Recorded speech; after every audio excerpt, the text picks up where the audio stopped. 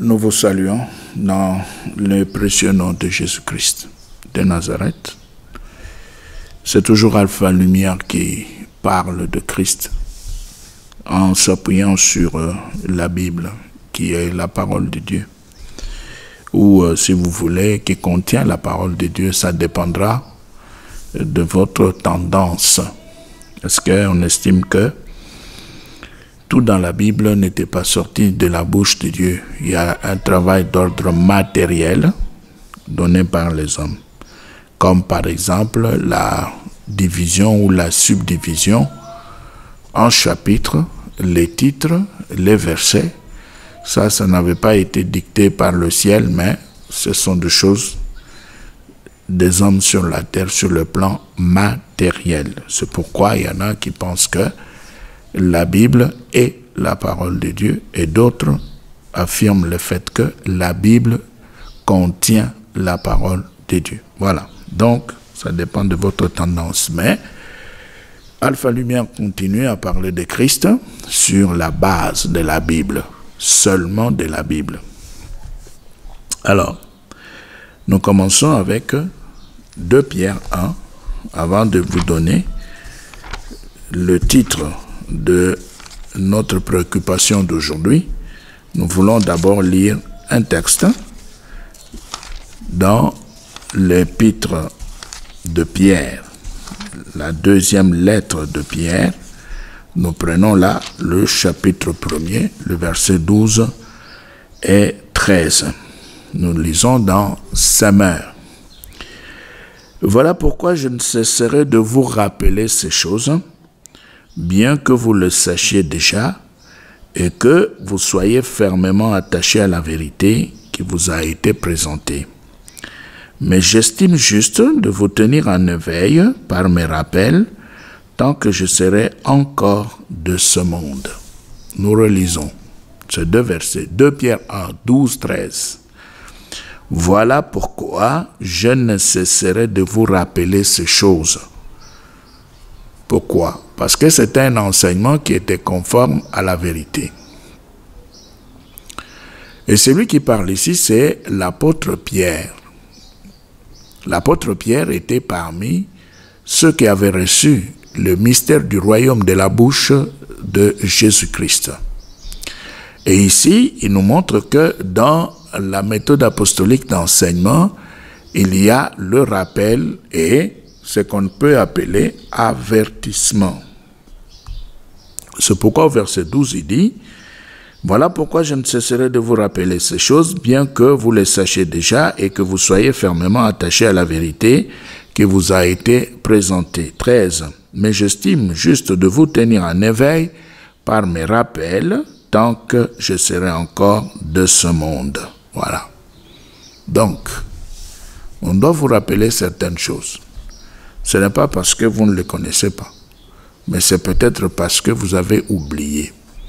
Ou alors on vous a aidé à pouvoir oublier. Et c'est pourquoi dans la méthode apostolique, on rappelle. On doit faire des rappels. Des rappels de certains enseignements qui sont rattachés à la vérité. Alors, notre problème aujourd'hui, maintenant on peut vous donner le titre. Nous voulons simplement dire que le Saint-Esprit est là pour faire régner Christ. Le Saint-Esprit est là pour faire régner Christ. C'est ça le travail. Il est là sur la terre, il demeure, mais il ne demeure pas pour demeurer. Il ne demeure pas pour les intérêts, le besoin de l'homme, les caprices de l'homme. Non, le Saint-Esprit demeure sur la terre dans nos vies pour faire régner Christ, pour le glorifier et le faire régner. Pour le glorifier et le faire régner. Voilà pourquoi il est là. Alors nous prenons d'abord Jean chapitre 14. Nous allons dans Jean 14. Et on va voir exactement 14, les versets 16 et 17. Jean 14, 16. Il est dit ceci. Et moi, je demanderai au Père de vous donner un autre défenseur de sa cause, afin qu'il reste pour toujours avec vous, pour toujours avec vous.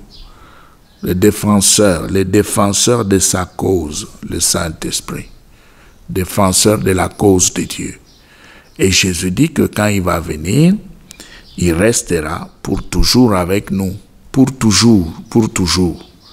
C'est-à-dire qu'il est avec nous sur la terre maintenant pendant notre séjour terrestre, et c'est lui qui va nous aider, qui va nous transformer et qui va nous amener au ciel dans la présence de Dieu, et il sera pour toujours avec nous. Nous n'avons jamais été là-bas, nous ne connaissons pas le chemin, c'est lui qui a été là-bas, qui vient de là, qui connaît le chemin, le Saint-Esprit. Il est là dans nos vies pour glorifier, faire régner Christ. Il est dans nos vies pour glorifier et faire régner Christ sur la terre, dans nos vies. Alors, au verset 17, Jean 14, 16, on a lu, maintenant on prend 17. C'est l'Esprit de vérité, celui que le monde est incapable de recevoir parce qu'il ne le voit pas et ne le connaît pas. Quant à vous, vous le connaissez, car il demeure auprès de vous et il sera en vous. Voilà, c'est Jésus qui l'a dit.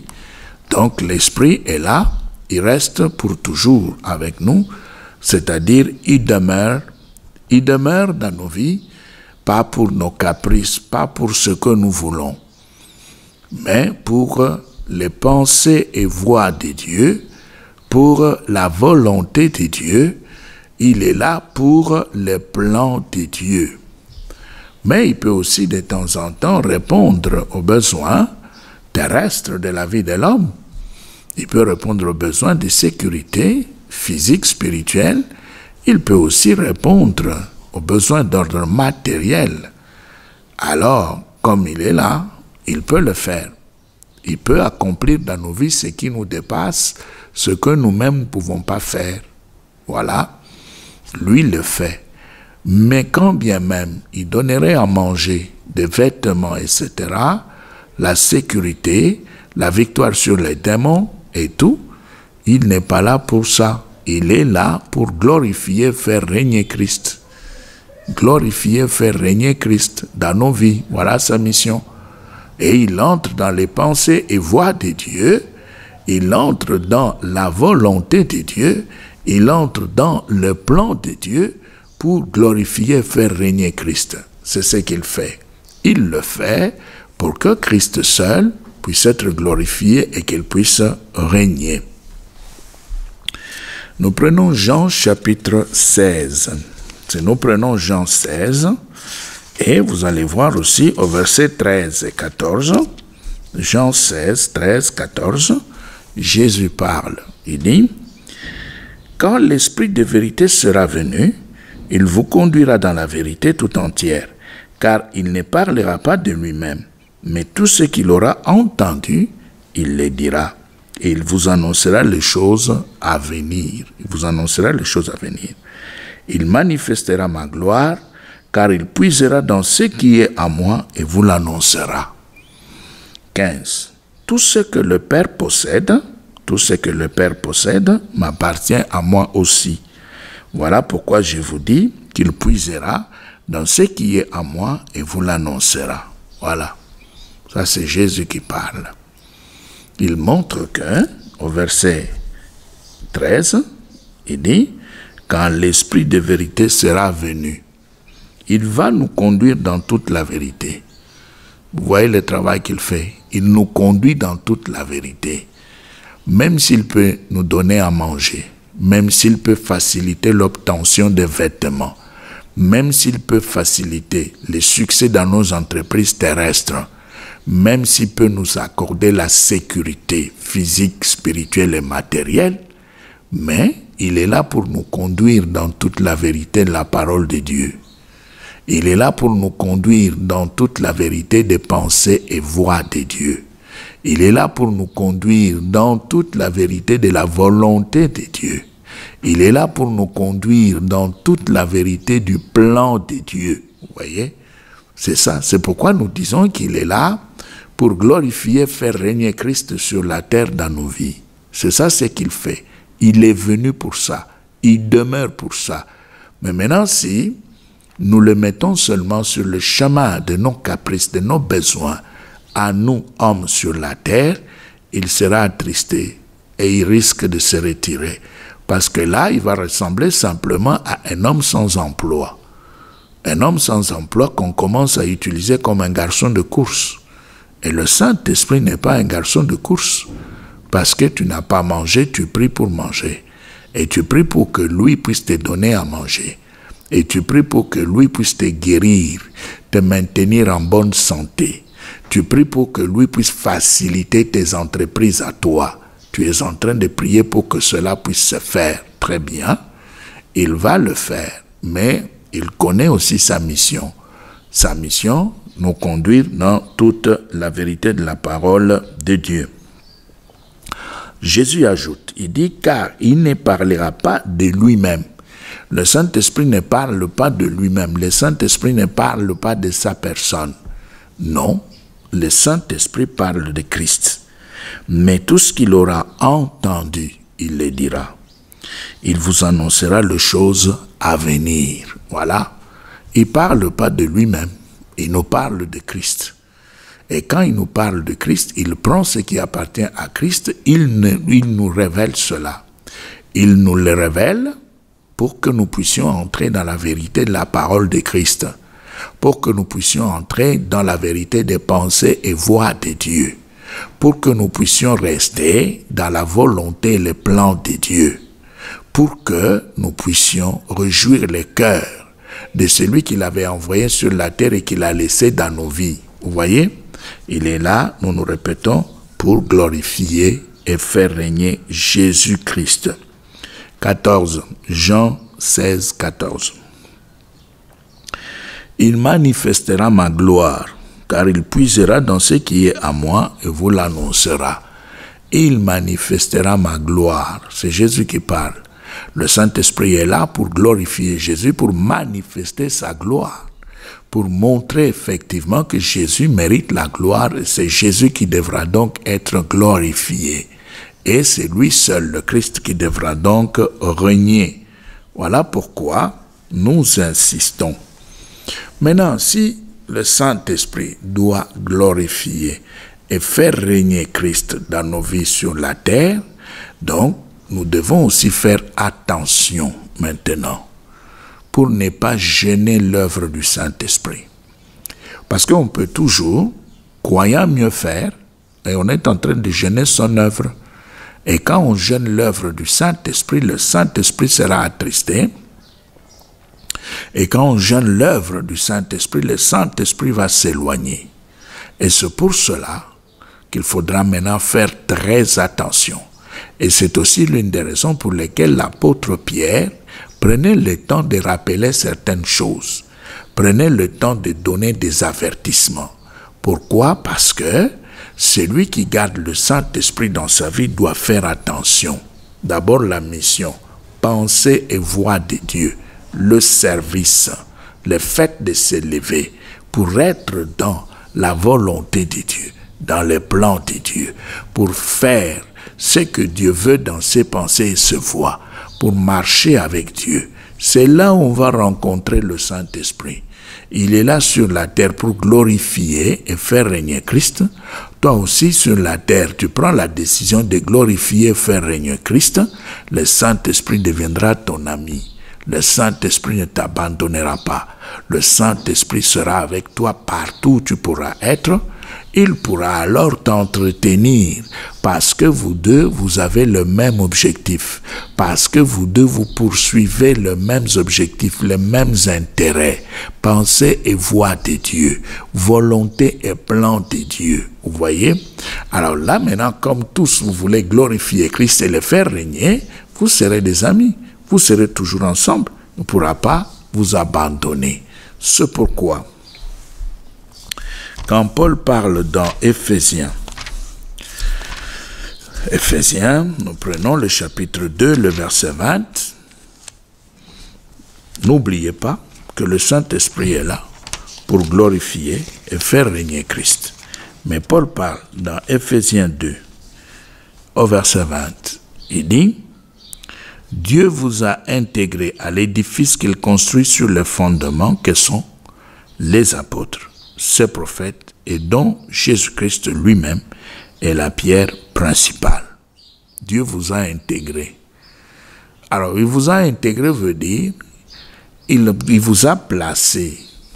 Il y a un fondement. Il vous a placé. Maintenant, vous devez faire attention. Vous devez faire attention.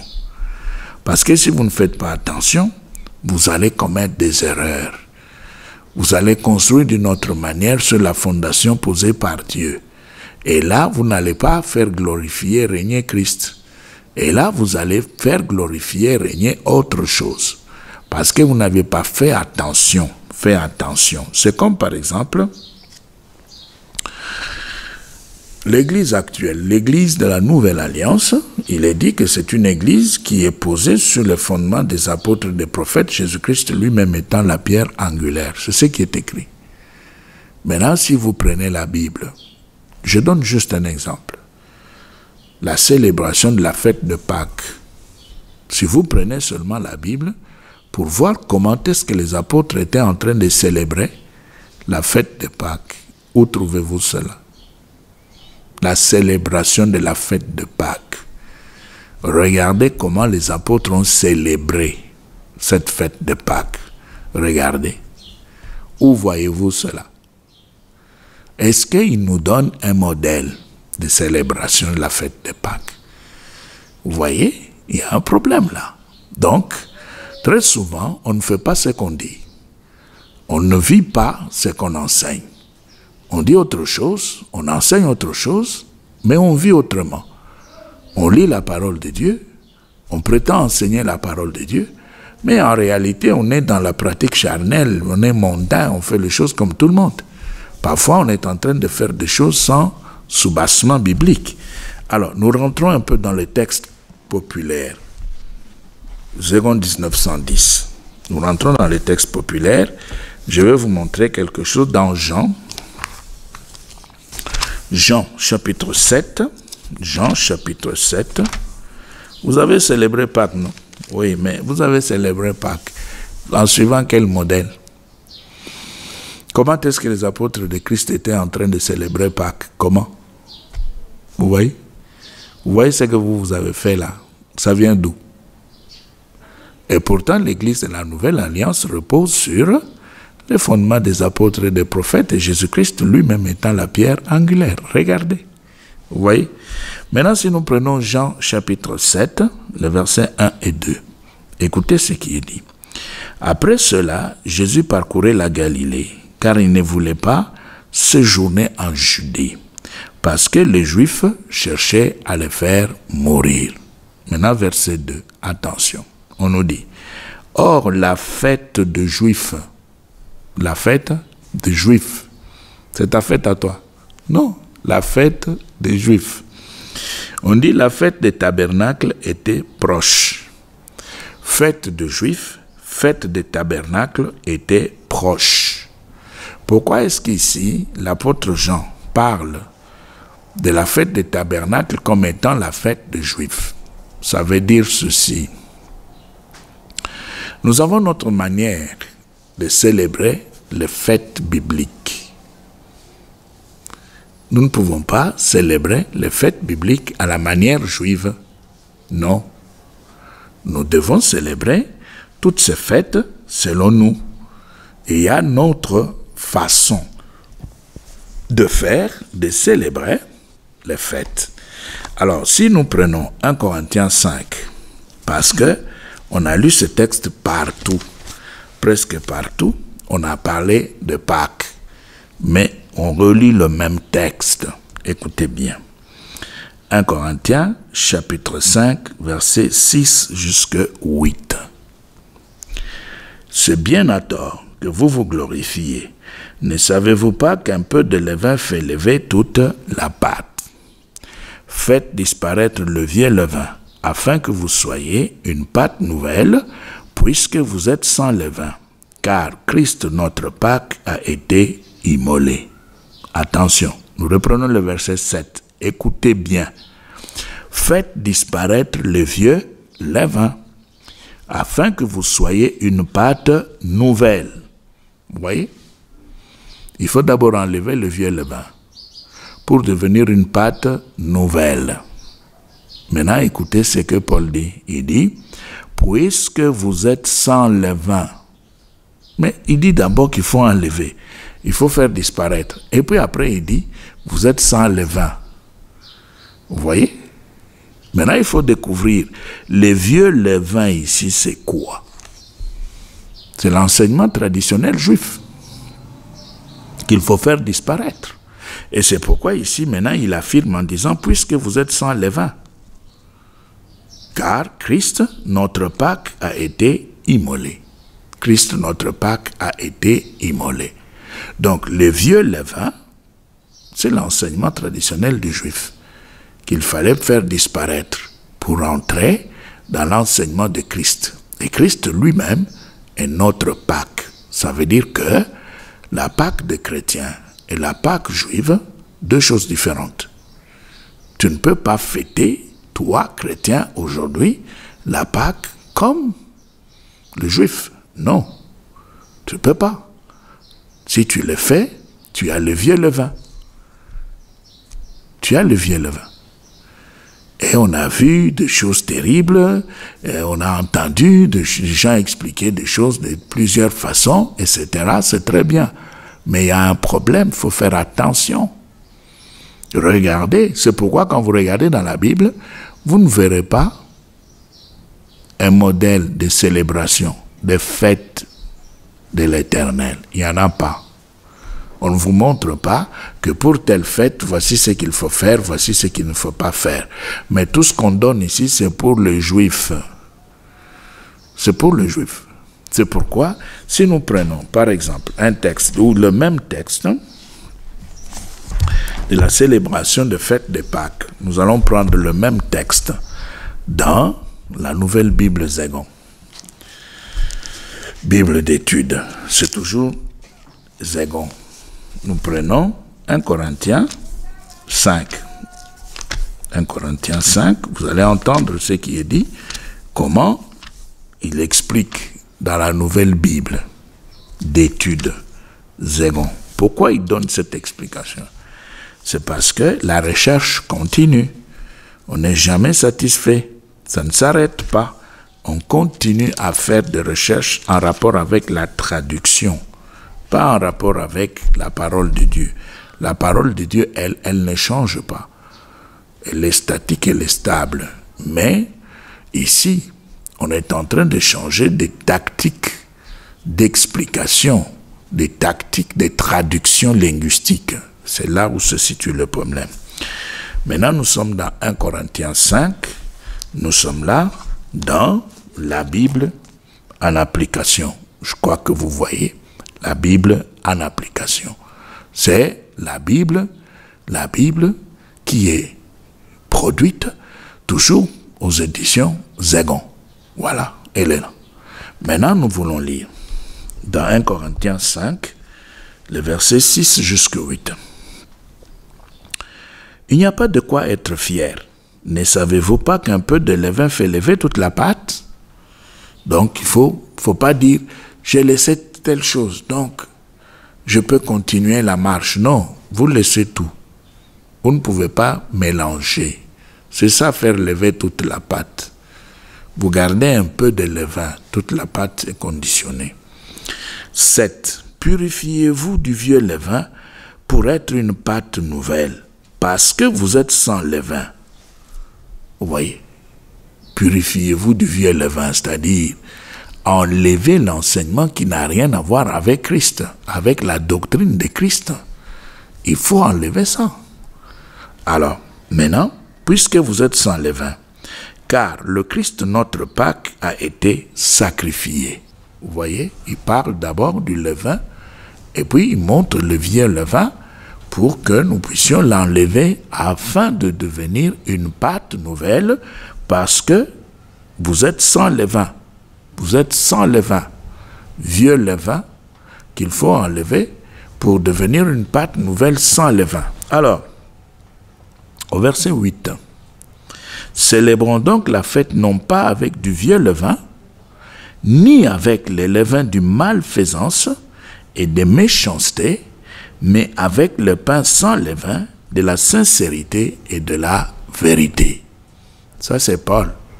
Et là, nous sommes dans la Bible en application, Bible d'études, libérée par Zegon. Maintenant, si nous rentrons dans les notes infrapaginales, dans la Bible Zegon, la Bible en application, 1 Corinthiens 5, 7 et 8, écoutez ce qu'il dit. Il dit, 5, 7, il dit, « Purifiez-vous du vieux levain, allusion probable de Paul à la coutume juive qui voulait que, pour la fête des Pâques, toute trace de levain soit ôtée de la maison avant la préparation du repas pascal. » C'est comme ça que les Juifs célébraient la Pâque. On devait d'abord nettoyer toute la maison, coin recoin, se débarrasser du levain, même les traces, même les ustensiles qu'on avait utilisés pour pouvoir faire la pâte. Là où le levain était passé, on devait tout nettoyer, tout nettoyer.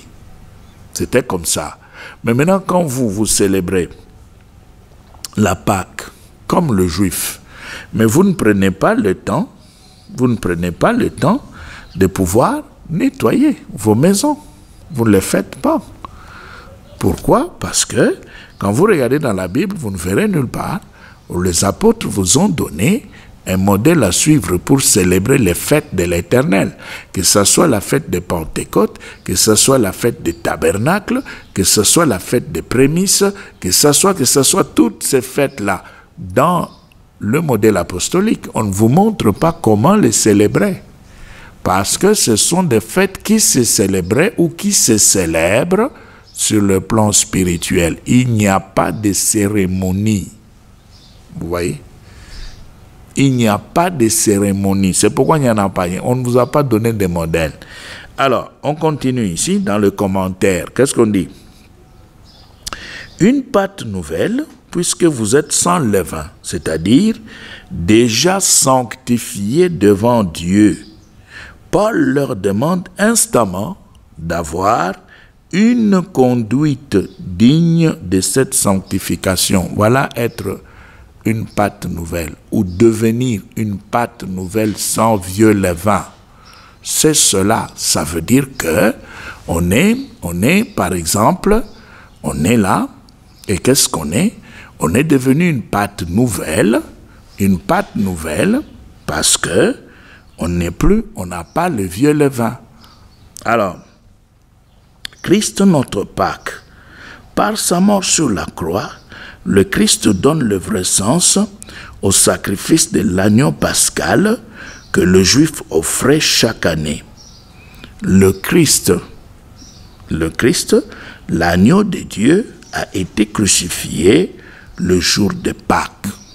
En effet, la fête commençait la veille du jour où le Juif mangeait le repas pascal. Pas de cérémonie. C'est-à-dire que nous n'avons pas de cérémonie en Christ. C'est pourquoi dans la Bible, vous n'avez aucun modèle de célébration de fête. Aucun. Mais tout ce que vous avez fait pour la fête de Pâques, là, ça vient d'où? Tout ce que vous avez fait là. Vous ne voyez pas que vous imitez les Juifs. Alors que les apôtres ne nous ont pas laissé un modèle quelconque. Maintenant, écoutez le verset 8. 1 Corinthiens 5, 8. Dans les commentaires, on dit ceci. Célébrons donc la fête. Ça signifie quoi? La célébration de la fête juive, non, de pain sans levain. Je m'excuse, je reprends. Célébrons donc la fête, la célébration de la fête de pain sans levain qui suivait la Pâque.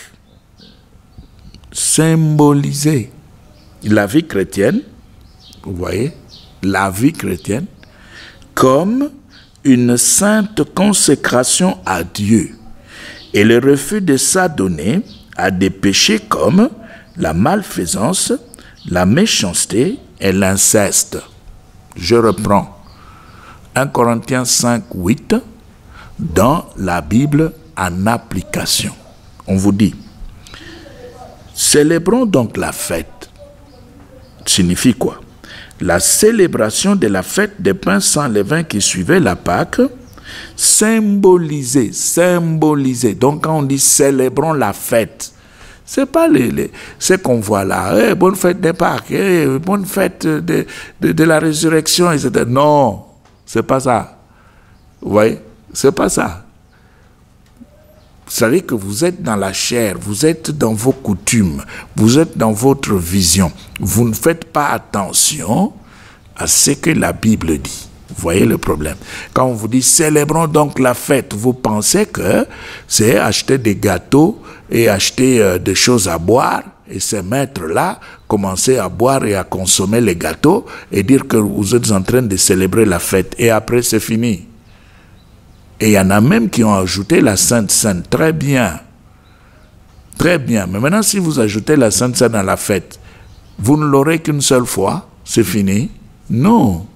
C'est pourquoi ici, on vous dit, symboliser la vie chrétienne comme une sainte consécration à Dieu et le refus de s'adonner à des péchés. C'est-à-dire que ta vie devra être consacrée à Dieu totalement. Et tu devras refuser des péchés comme la malfaisance, la méchanceté, l'inceste. Donc ta vie tout entière, quand on dit célébrons donc la fête, c'est-à-dire consacrons-nous. Vous voyez, pourquoi nous disons cela? Eh bien, nous disons cela parce que si nous prenons le mot célébrer en grec, et ça c'est le dictionnaire grec, les dictionnaires grecs, parce que vous allez dire, mais tout ce qu'il dit là, ça vient d'où? Eh bien, je vous montre les documents. Vous avez affaire ici à un enseignant de théologie. Je vous montre les documents pour que vous puissiez savoir, pour que vous puissiez comprendre, pour que vous puissiez aussi vous rendre compte du fait que il faut faire des recherches, il faut apprendre. À côté de l'appel de Dieu, à côté de la révélation, l'Esprit de Dieu n'est pas contre les études. L'Esprit de Dieu ne refuse pas qu'on puisse ajouter les études. Il y en a qui disent toujours, non, on n'apprend pas Dieu. Dieu ne peut pas l'apprendre, c'est vrai. Dieu se révèle. Mais Dieu a donné le message dans une langue donnée. C'est pourquoi vous avez besoin de dictionnaire. Vous ne pouvez pas dire que parce que Dieu se révèle, on ne doit pas étudier les langues bibliques. Non, vous n'avez pas raison, vous avez tort. Oh non, la théologie, là, c'est pas la théologie, très bien. Mais la Bible que vous avez dans vos mains, là, première page, qu'est-ce qu'on vous dit? Traduite, vous voyez? Ouvrez, regardez, ouvrez. Première page, ouvrez, c'est écrit là. On dit quoi? Première page, la Bible que vous avez là, on vous dit la Sainte Bible, traduite d'après les textes originaux hébreux et grecs par Louis Zénon, docteur en quoi? En théologie. Et alors? Vous voyez? Vous utilisez ce que les théologiens ont produit et puis vous condamnez la théologie. Vous êtes inconséquent. Si vous ne voulez pas parler de la théologie, laissez de côté tout ce que les théologiens ont produit. Mettez ça complètement de côté. Alors produisez ce qui est à vous, ce qui est spirituel. Vous n'y arriverez pas.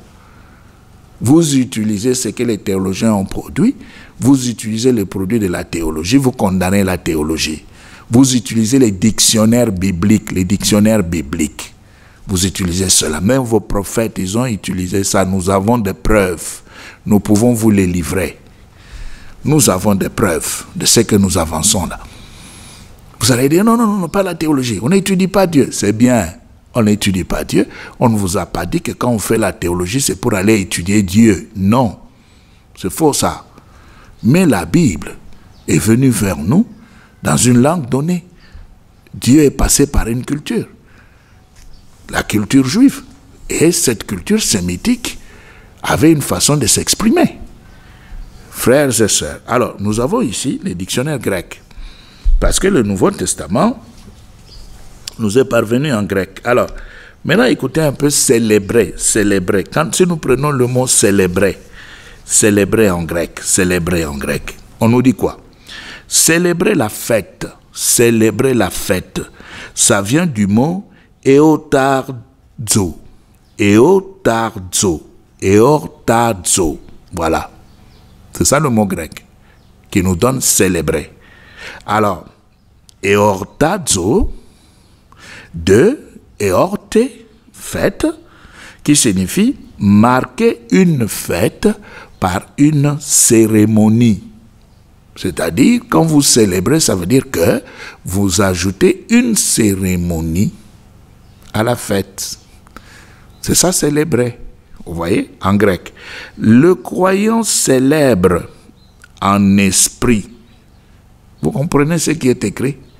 Le croyant célèbre en esprit la fête des pains sans levain, en agissant dans ce monde avec sincérité et vérité, dans la séparation du mal. 1 Corinthiens 5, 8. Nous reprenons. Nous sommes là. C'est le dictionnaire grec du Nouveau Testament. Ça y est là. Vous voyez? Vous pouvez vérifier.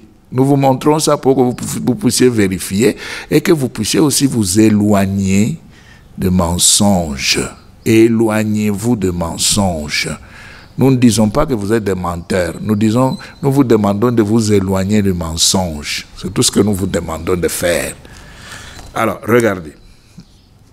Qu'est-ce qu'on dit ici? On dit, le croyant célèbre en esprit la fête des pains sans levain en agissant dans ce monde. En agissant dans ce monde avec sincérité et vérité dans la séparation du mal. Donc, ça ne veut pas dire que on a une date et puis on prend la date et on organise et puis on dit voilà, c'est la fête, bonne fête des Pâques, etc. Non, ce sont des moments de réflexion pour voir si dans ce monde, on est en train de vivre d'une manière consacrée, totalement dans l'œuvre de Dieu, avec sincérité, loin de malfaisance, loin de la méchanceté, loin de l'inceste.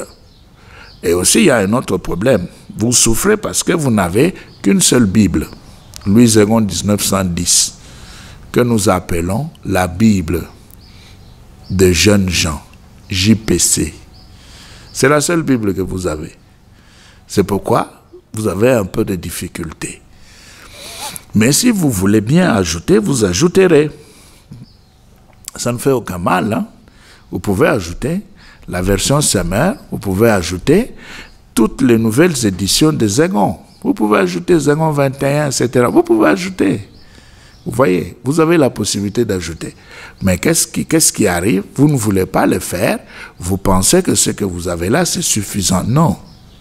Si vous regardez, nous répétons toutes les fêtes de l'Éternel données dans Lévitique, dans l'Ancien Testament, toutes ces fêtes, c'est pour les chrétiens, les croyants, mais les croyants les célèbrent en esprit. Les croyants les célèbrent en esprit. En esprit veut dire qu'il n'y a pas de cérémonie. Il n'y a pas de cérémonie. C'est ça en esprit. Il n'y a rien à faire sur cette terre. On peut organiser juste la Sainte Seine, c'est fini. Ça veut aussi dire que tous les dimanches, quand on a la Sainte Seine, c'est la fête de Pâques. Vous voyez? Maintenant, quelles sont les vraies dates? Parce que vous avez la Sainte Seine tous les dimanches. C'est ça la vraie Pâques. Et c'est ça, c'est comme ça qu'il faut célébrer la Pâques. La vie est consacrée au Seigneur totalement. On est loin du mal, loin du péché. Alors là maintenant, Christ est glorifié et il va régner. Parce qu'on est entré dans son esprit, on est entré dans sa doctrine, on est dans ce qu'il a enseigné. À ce moment-là, l'esprit le glorifie et l'esprit le fait régner. Mais si vous mettez des cérémonies, vous ajoutez des cérémonies, vous quittez l'esprit pour la chair. Vous êtes sur la terre, c'est pourquoi. Dans le psaume 95, nous allons dans le psaume maintenant. Vous allez voir dans le psaume 95, psaume 95, voilà. Psaume 95, nous prenons le verset 10. Il est dit ceci. Pendant 40 ans, j'ai eu cette génération en dégoût. Et je dis, c'est un peuple dont le cœur est égaré. Ils ne connaissent pas mes voies. ils ne connaissent pas mes voies. Or, le Saint-Esprit est là pour les pensées et voies de Dieu, pour sa volonté, pour son plan. Vous devez donc faire très attention. Il n'y a pas de cérémonie pour les fêtes. Il n'y en a pas. Il y a juste l'engagement d'une vie sanctifiée, c'est-à-dire c'est présenté comme étant une pâte nouvelle, sans levain. Parce que un peu de levain fait lever toute la pâte. Et le levain, ou le vieux levain, c'est l'enseignement des Juifs. Le vieux enseignement des Juifs qu'il faut faire disparaître pour prendre la doctrine de Christ, l'enseignement de Christ qui avait été confié aux apôtres. C'est pourquoi dans Matthieu 28, Jésus dit « Enseignez-leur à observer tout ce que je vous ai prescrit. » Vous voyez? Enseignez-leur à observer, c'est-à-dire, ils doivent laisser l'enseignement des Juifs parce que l'accomplissement des promesses de Dieu ne pouvait se réaliser qu'en Jésus-Christ. C'est aussi l'une des raisons pour lesquelles, pour que Christ soit glorifié, pour que Christ puisse régner, dans l'Église de la Nouvelle Alliance, on ne danse pas. On ne danse pas. Parce que danser, c'est le corps, c'est la chair. Quand vous êtes en train de vous déhancher, c'est le corps, c'est la chair. Il n'y a pas de danse prophétique, d'adoration liturgique. Il n'y a pas de chorégraphie dans l'Église de la Nouvelle Alliance. C'est pourquoi quand vous prenez la Bible, vous ne verrez cela nulle part parce que ça relève des cérémonies. Or, Christ, quand il s'était retrouvé sur le bois de la croix, Christ a détruit tout ce qui avait trait aux cérémonies. Il a enlevé tout cela. Il a effacé. Pourquoi? Parce que maintenant, tout le monde devait entrer dans sa doctrine, la doctrine de Christ. Alors, il ne faut pas transgresser la doctrine de Christ. Si vous transgressez la doctrine de Christ, eh bien, l'Esprit ne pourra plus le glorifier. L'Esprit ne saura plus comment le faire régner. Alors vous allez transgresser la doctrine de Christ parce que vous aimez danser.